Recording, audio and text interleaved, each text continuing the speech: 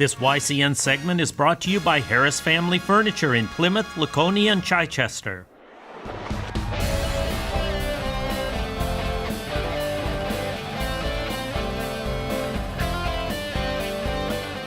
Welcome in, YCN Sports Talk. Jeremy Stout, Andrew Zerhide, and here we are after week one of the NFL season. Obviously, we previewed last week our NFL picks for the season and for the Patriots game. That didn't really go as planned for anybody except the Kansas City Chiefs.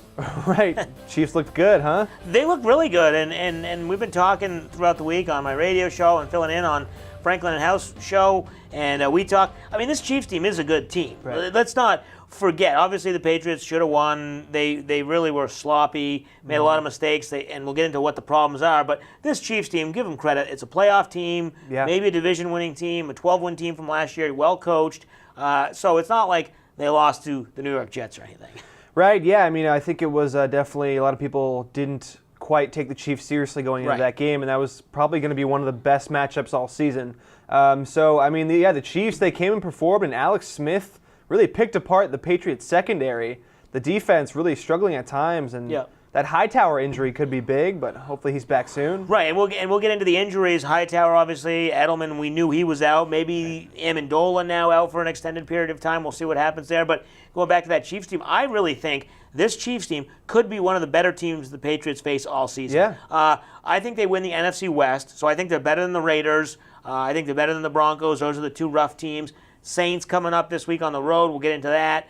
But this Chiefs team, they're good. But the Patriots, was it a first night problems, the team not meshing because there's a lot of new pieces, or are there certain problems this season that we should be looking at for the season?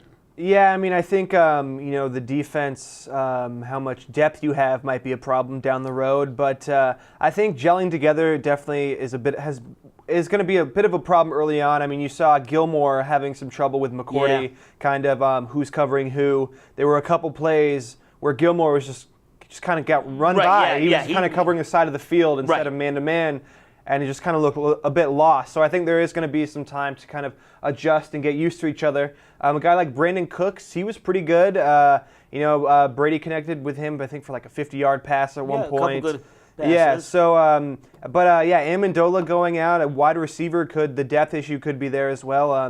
I mean, I think a lot of teams have to deal with injuries, but health problems really hurting the Patriots early on. Yeah, and going into that Amendola injury, I think when Edelman went out, everyone said, okay, well, they'll have enough depth, they have enough pieces.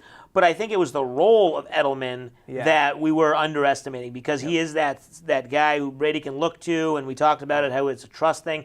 And so they went to Amendola, but you can't trust Amendola to be in that role. He's too fragile, he's too brittle. I just think, as we saw in the first game, I mean, I don't mean to make light of it. It's a serious situation, a concussion, and he's injured, and he might not play this week, but you can't trust him to be that Edelman guy. And Dorsett didn't have a lot of time to practice. Malcolm Mitchell on IR, so he's out for the season.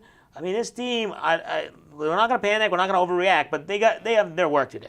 Yeah, they do, and I was honestly surprised that Amendola played as long as he did. He was getting really knocked around in that game. It really looked like he suffered a concussion pretty early on, but he stuck it out and tried his best. But, like you said, Mitchell and Edelman and now Amendola, a lot of the strengths on this New England team are now kind of weaknesses. Like, the roster's really looking thin, so they're going to have to look to outside players to try to bring in. There's not a ton, I think, you can do to bring up players in your own system. Right. Because it's pretty thin right now. Yeah, and it seems like the defensive side with the Hightower injury is almost worse than the offensive side, because we thought the defense was questionable and thin to begin with, the defensive front, the linebacking core, and now you're losing Hightower. Hopefully he'll come back.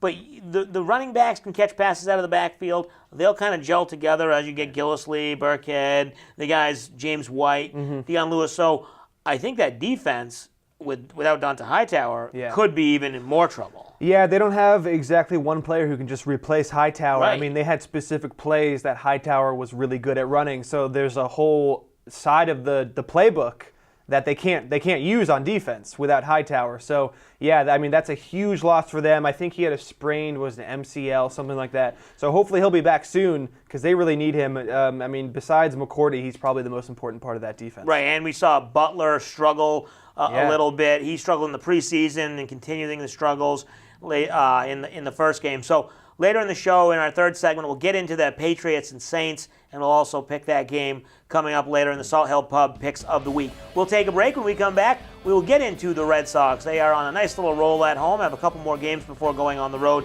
for their final road trip of the 2017 season. We'll take a break. You're watching YCN Sports Talk.